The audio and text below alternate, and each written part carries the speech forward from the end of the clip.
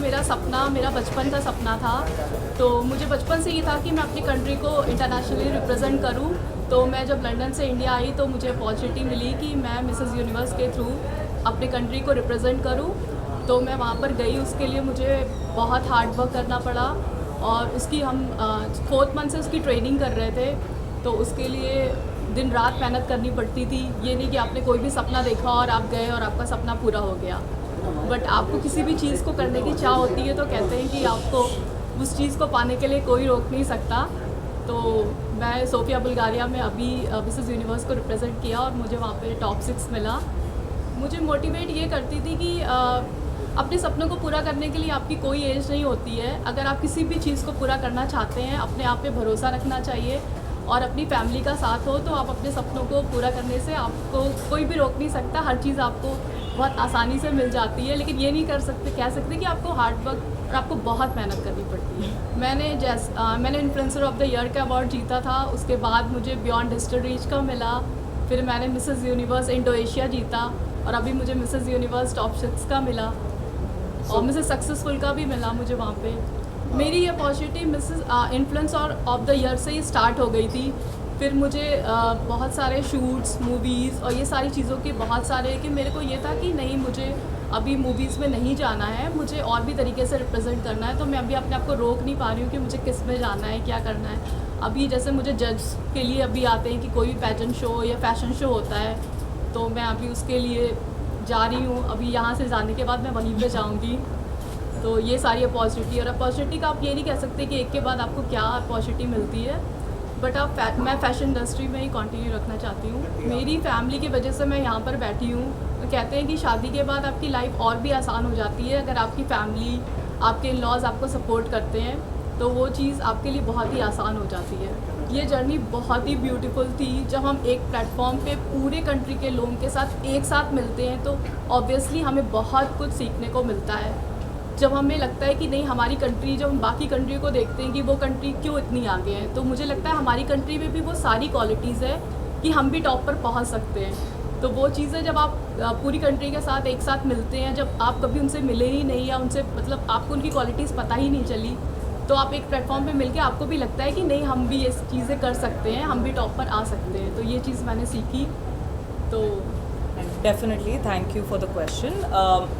सो मैंने जब audacious launch किया था तो मैं एक पैजेंट कोच की तरह, क्योंकि मेरा खुद का पैजेंट बैकग्राउंड है, 10 साल से मैंने मॉडलिंग किया है। मिस इंडिया में मैं मिस इंडिया गोवा जीत चुकी हूँ। मैं फाइनलिस्ट थी मिस इंडिया में इन 2017। और क्योंकि जैसे प्रिया ने कहा कि मेहनत बहुत लगती है, तो मैंने 7 साल ट्रेनिंग किया था और बचपन से ट्रेनिंग करते हुए आई थी।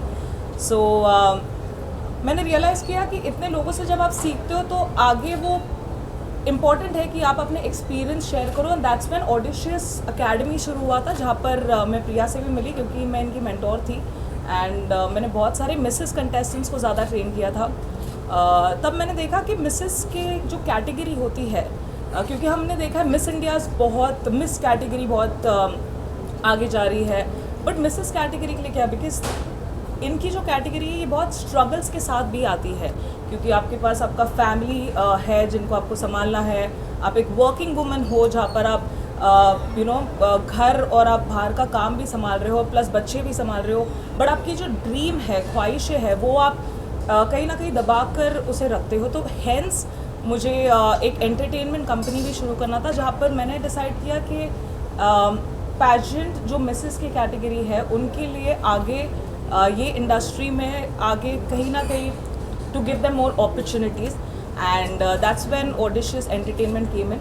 सो वी लुकिंग फॉरवर्ड कि हम आगे बहुत सारे ऐसे औरतों को अपॉर्चुनिटीज़ दें और एम्पावर करें, which is very important. So yeah that is the whole goal now. So जब प्रिया मुझे मिली थी, प्रिया एक्चुअली लंदन से है। वो शादी करके लंदन में रह रही थी, लंदन से फिर वो अभी गोवा में रह रही है। एंड द कनेक्शन, क्योंकि मैं खुद एक गोविन हूँ, तो the connection started from there. And मैंने देखा कि प्रिया में वो ज़ील जो होता है, एक चाह होती है to do something for the country was there.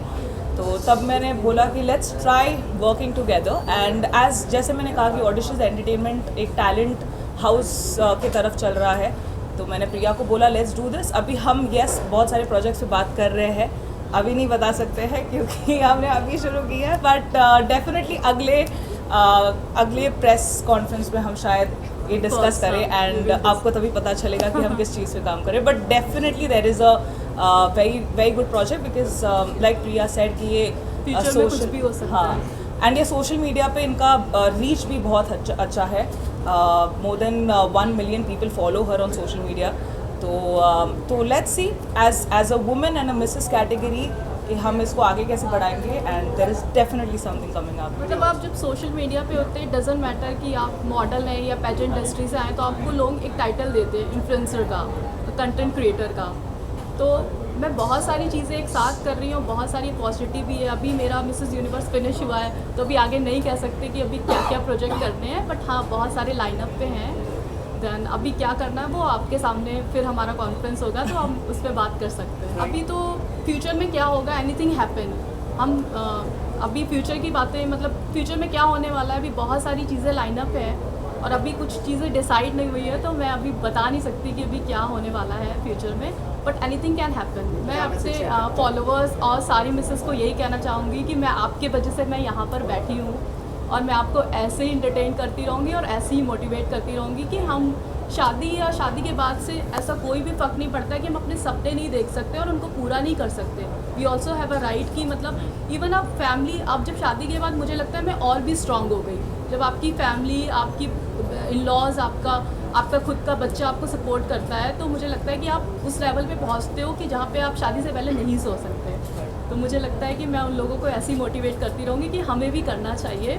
शादी के बाद भी हमें अपने सपनों को नहीं रोकना चाहिए या कि हम नहीं कर सकते. मॉडल्स के लिए अपॉर्चुनिटीज़ हमने बहुत क्रिएट की है, हमने बहुत काम किया है जहाँ पर मेरे टैलेंट्स पे मैंने काम दिया है आगे मिसेस कैटेगरी में भी end of course models come out of India उन लोगों को भी. बट मैं मिसेस कैटेगरी के लिए क्योंकि स्पेशली मैं वो एस स्पेस में मैं ज़्यादा एस करती हूँ अभी.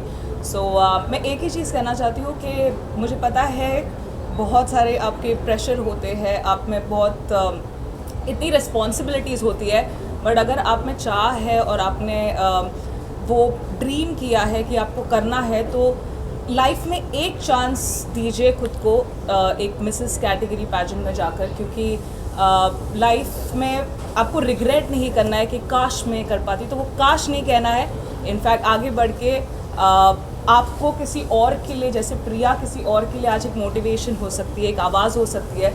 सिमिलरली ऐसे 10 औरतें जब साथ में आएगी तो they all can be a voice for the generation following them. So I think go ahead, dream big and achieve it.